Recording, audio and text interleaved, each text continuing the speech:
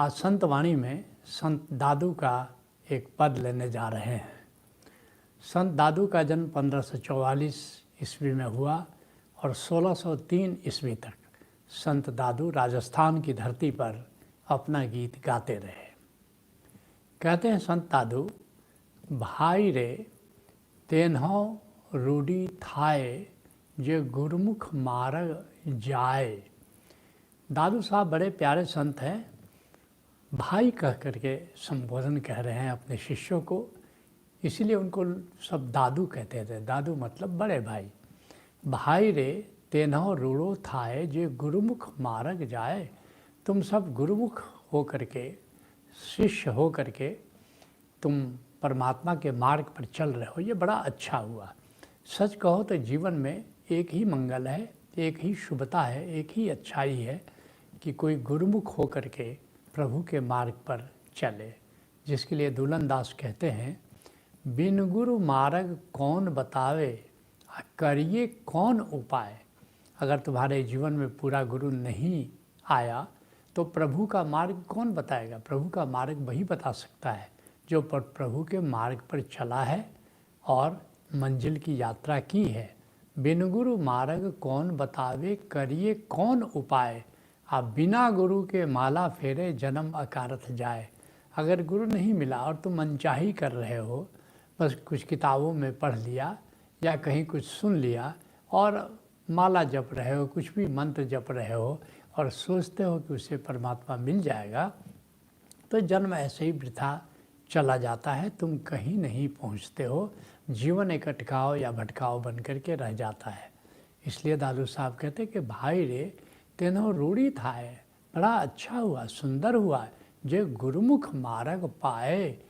जो तुम गुरु का शिष्य हो करके प्रभु के मार्ग पर जो तुमने चलने का निर्णय लिया, ये बहुत ही सुंदर हुआ तुम्हारे जीवन में।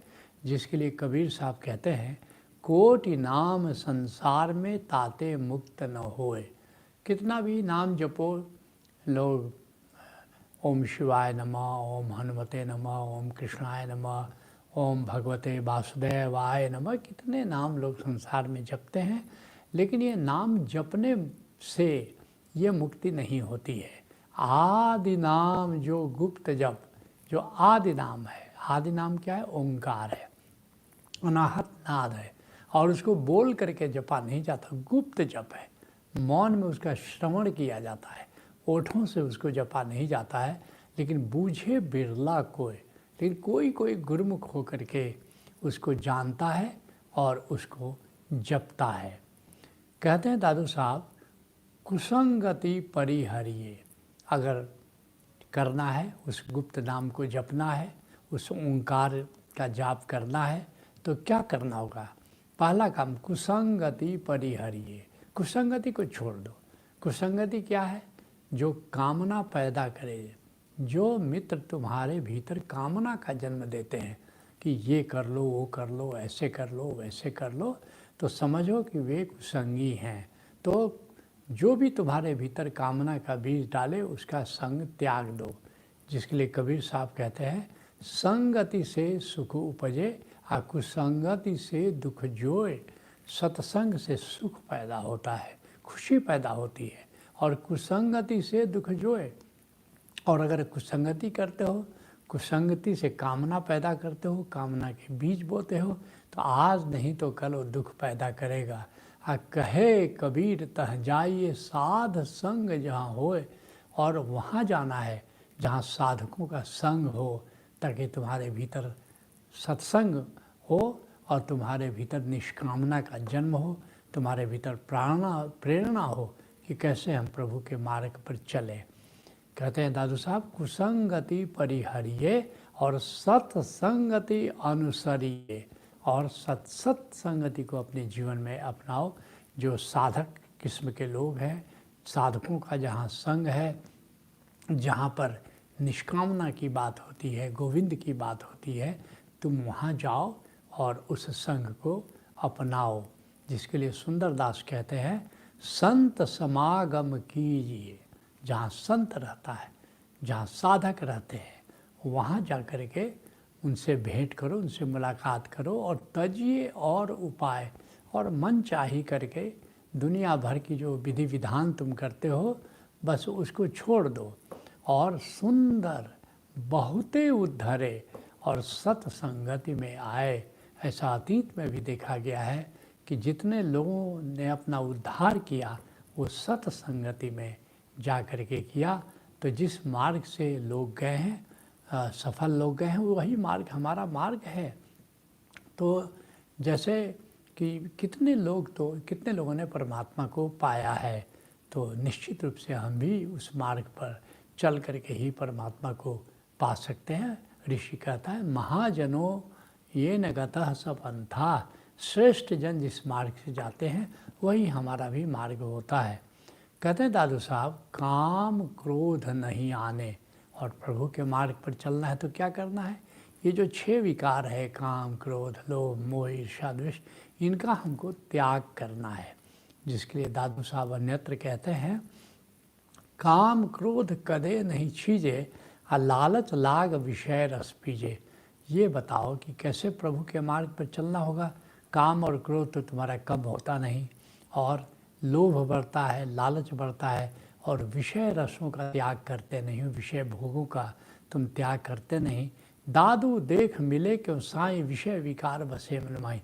और जब तक ये विषय विकार पैदा होता रहता है तुम्हारी चेतना में, तब तक ये बताओ कि कैसे परमात्मा से मिलन होगा।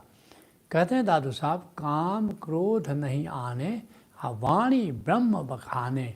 और याद रखना जिसकी तुम चर्चा करते हो उससे तुम्हारा प्रेम हो जाता है। तो अगर ब्रह्म से प्रेम करना है तो ब्रह्म की चर्चा करो, ब्रह्म के विषय में बात करो।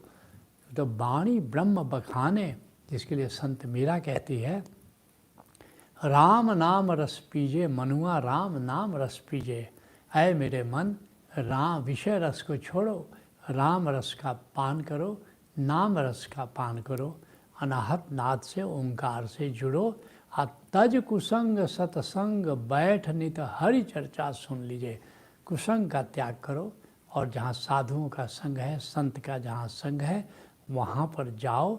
और क्या कहती है कि राम नाम रस पीजे मनुआ, राम नाम रस पीजे, और तज कुसंग सत्संग बैठ नित हरि चर्चा सुन लीजिए।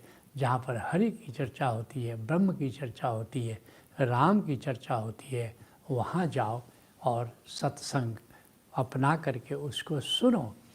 कहते हैं दादू साहब विषया तय मन वारे, और कहते हैं कि विषय भोगों से अपने मन को दूर रखो। जहाँ विषय भोग की चर्चा होगी फिर तुम्हारा मन भी विषय भोगों की ओर प्रेरित होगा। तो विषय भोग से अपने को दूर रखो, विषय भोग की चर्चा से भी अपने को दूर रखो, जिसके लिए अष्टावक्र कहते हैं मुक्ति यदि चाहते कामना से बचो, विष समझ कर विषय वासना को तजो। अगर तुमको मुक्ति चाहिए तो कामना का त्याग करो। पहली शर्त ये है कि अगर तुमको मुक्ति चाहिए तो कामना का त्याग करो। मुक्ति यदि चाहते कामना से बचो और विष समझ कर विषय वासना को तजो। विषयों को विष समझ करके उनका त्याग करो। कहते हैं दादू साहब कि विषया ते मन वारे, मुक्ति यदि चाहते कामना से बचो, विष समझ कर विषय वासना को तजो। कहते हैं ते आपन पो तारे, ऐसा जो करता है विषय भोगों को त्याग कर देता है और सत्संग करता है, ते आपनो तारे, वही स्वयं को संसार से उबार लेता है, संसार से तार लेता है। जिसके लिए गुलाल साहब कहते हैं अनुभव घर के सुधियो न जानत, आकाशों कहूँ गवार। असली बात यह है कि सत्संग करके तुमको अनुभव में जाना है। लोग मान्यता में चले जाते हैं, लोग मान लेते हैं, वाचक ज्ञान में चले जाते हैं, धर्म ग्रंथ पढ़ते हैं। असली बात है जो भीतर अंतराकाश है, जो भीतर घटाकाश है, उसका अनुभव करना है। उसका अनुभव करके तुम आत्मा को जान सकते हो।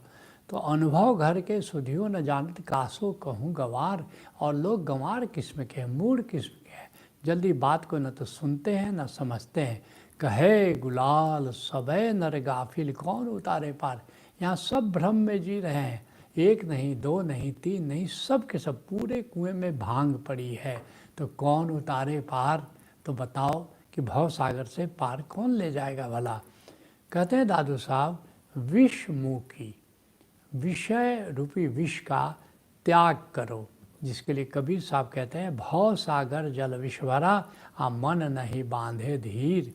ये जो भव सागर है ये विषयों से भरा हुआ है। और विषय कैसे हैं? ये विष जैसे पूरे समुद्र में, पूरे दरिया में जैसे विष पड़ा हुआ है। एक अंजुरी जल भी तुमने पिया तो मौत सुनिश्चित है। मन नहीं बांधे धीर, इसलिए मन भी बड़ा बेचैन हो जाता है, अशांत हो जाता है, धैर्य खो बैठता है कि क्या करें।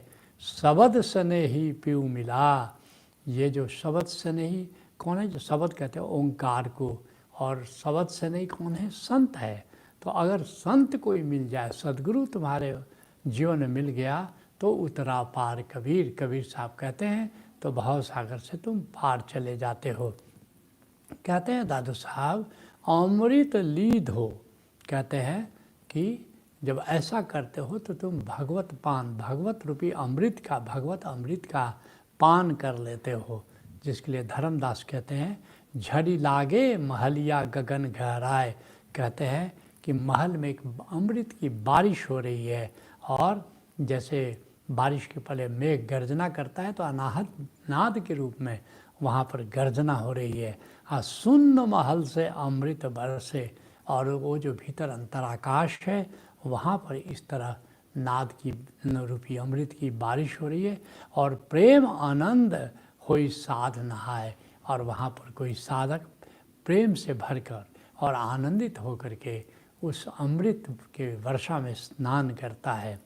कहते हैं दादू साहब, अमृत लीधो दादू रूढ़ो की धो। कहते हैं दादू साहब कि तुमने बड़ा अच्छा किया, किसी कुसंग का त्याग किया, सत्संग को अपनाया, किसी पूरा गुरु से तुम जुड़े और तुमने इस तरह अमृत रस का पान किया। तो संतवाणी को यहीं विराम देते हैं।